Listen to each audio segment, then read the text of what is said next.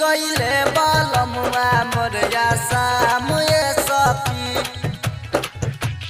गईले बालमुआ मोर यासाम ये सखी।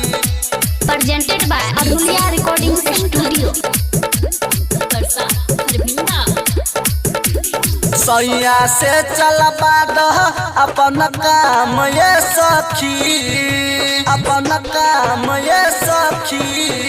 सैया से चलबा दह अपन काम ये सखी गईले बालमुआ मोर यासाम ये सखी ए सखी हो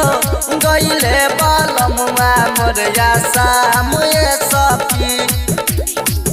गईले बालमुआ मोर यासाम ये सखी।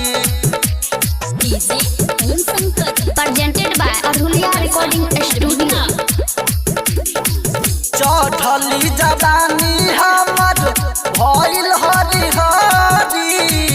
रतिया जवाना के टाटी में दादाजी टाटी में दादाजी चढ़ली जवानी हमर भइल हरी हरी रतिया जवाना के टाटी में दादाजी मन कर छुके कदी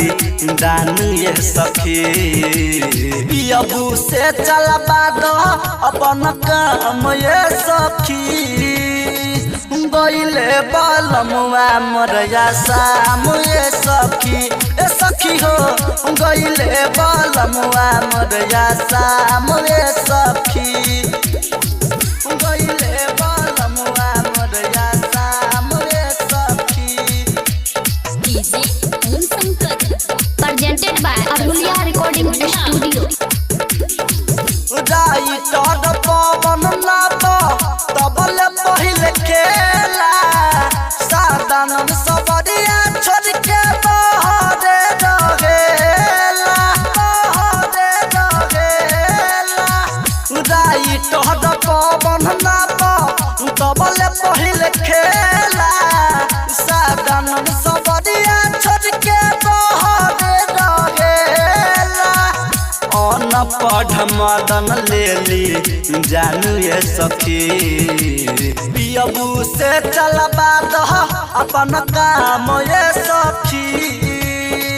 गईले बालमुआ मोर यासाम ये सखी ए सखी हो गईले बालमुआ मोर यासाम ये सखी। presented by Adulia Recording Studio